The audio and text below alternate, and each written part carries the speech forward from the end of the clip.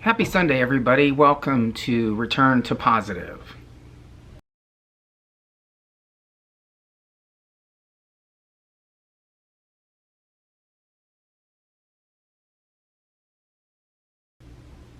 Hey, thanks for joining me today. This is just going to be a quick video. I don't like this light in front of me, so I might play with it a little bit while we are together here. Anyway, it's a beautiful day here in South Carolina. It was 88 degrees today. A little warm for this time of the year, but still a beautiful day. I was able to sit outside. I hope you guys are taking advantage of some good weather to get outside in your yard, or just to take a quick walk around the block while you're social distancing and quarantining. This time offers us a great opportunity to spend time with your family. I know some of you maybe don't cook, and some have never cooked. And there are a lot of you that probably can secretly cook, you just don't have the time. This is a perfect opportunity for you to teach your children how to cook certain dishes, or to just experiment with them, learn together. So today's lesson, I think, will be that. Just show your kids who you are when it comes to cooking.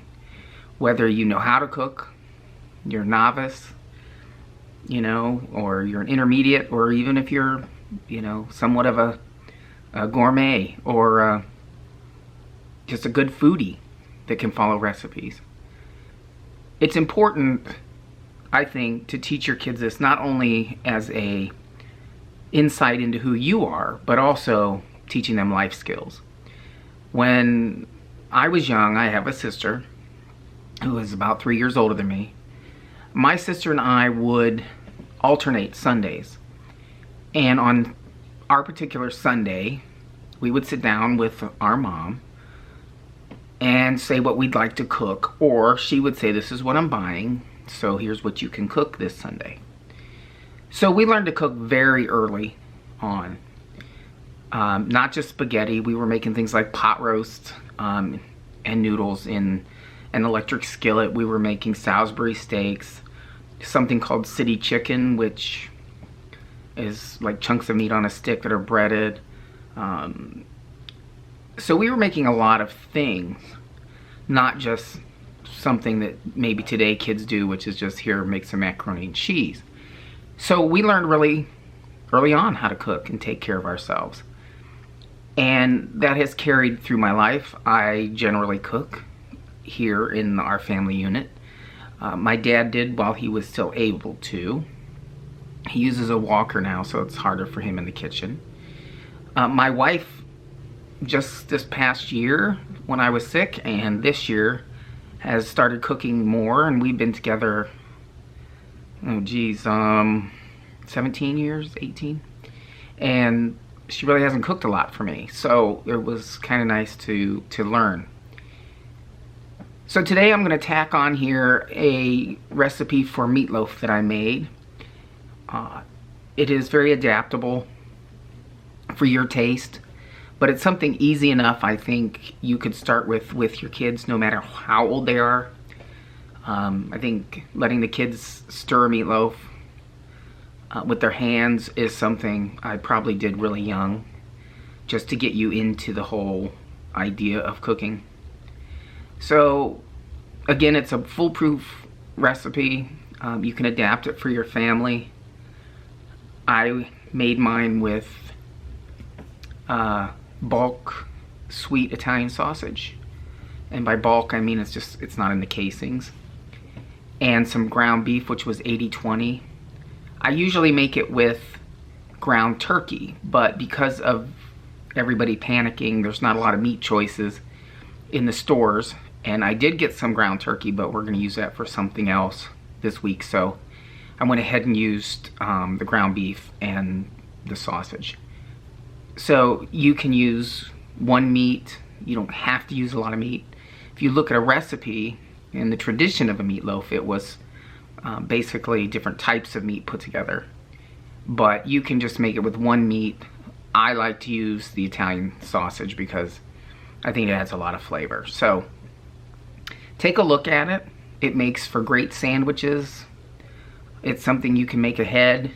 It freezes really well. You can cut it into slices or freeze the whole thing. So I hope you enjoy. Just remember how blessed you are today. Don't forget to be grateful today for another day. Don't forget to ask for good health and to keep you healthy. And for those of you who work in the healthcare industry, thank you so much. I can't tell you how important nurses have been to me over the past year. And in this crisis, I can only imagine. And I know it's taking a toll on all of you, but you really are appreciated. And I pray that none of you are affected by this virus in a terrible way. So take a look at the video that I've attached here and check out this meatloaf recipe. Maybe it's something you'll want to try. It also makes for great meatballs, by the way.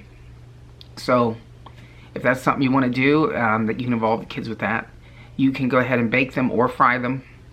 Either way. So thanks everybody. I'll see you next time. Keep your head up. Keep positive. And through this together, we can all get through it. Thanks. Take care. There I have 1 pound of 80/20 ground beef, some Italian sweet sausage, a red pepper. There's some rice, 2 eggs. I'm going to put in some Texas Pete and some ketchup, of course. We have some minced onion. You can use fish if you like. And also some black pepper. There'll be some salt and, of course, minced garlic. And some Italian breadcrumbs. So I have the meat in the bowl. I'm just going to sprinkle in, I'm going to guess about maybe 1/3 of a cup of rice. And then I'm going to sprinkle in probably about the same of breadcrumbs. I don't really measure, so it's kind of a thing. Those are seasoned breadcrumbs. And then we're going to grab the ketchup. We're going to put some in. I'm going to guess after I open it because I was too stupid to open it. I don't measure, but I'm going to say this is probably maybe about maybe 2 or 3 really good tablespoons. And then just a few shakes of the Texas. This is not about heat. This is about flavor. Minced onion, shake that in as well. That's probably about a tablespoon. And then some pepper and salt. That's going to be to the taste of your family, whatever you would normally use. And then, of course, this is minced garlic. You can use garlic powder. For the minced garlic, I'm going to use about a tablespoon, just a regular old tablespoon, and about a half. And then we're going to have I'm bringing over the sweet red peppers that I had diced up earlier, and I had sauteed them in just a small amount of oil and let them cool off. So here are the eggs. First you saw me put the salt in. Again, family's preferences. Everybody knows their own family. And then I'm going to put the peppers in the bowl as well.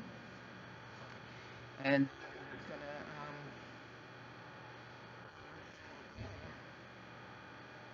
something I forgot. I'm not sure. I had to do a voiceover for this. My dad is very hard of hearing, so the TV is very loud. You don't want to overwork your meatloaf ever. You want to just incorporate everything as quickly as you can, or it will get very, very dense and tough.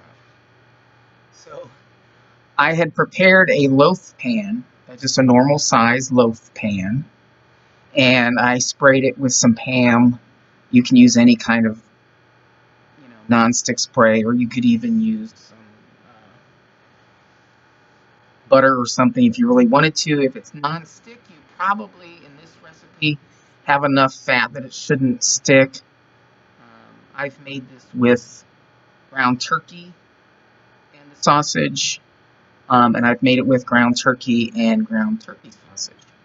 So you can make it as healthy as you like, but with short of food right now, this is pretty much what I had on hand.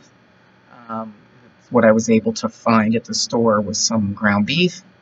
I did get some ground turkey, but I'm going to use that for something else later this week. So I just wanted to make sure that, I had what I had. And then on top of this, you can put the ketchup and a little more Texas Pete. You don't have to. I know there are some people who do not like ketchup on top of a meatloaf. Growing up, my grandmother put it on hers, but my mother did not. So, and again, the Texas Pete is just for a little flavor, not heat. And I'm just going to smooth that out a little bit on top.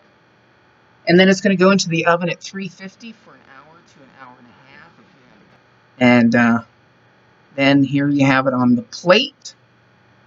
I served it with some Vidalia onion and lima beans and some rice.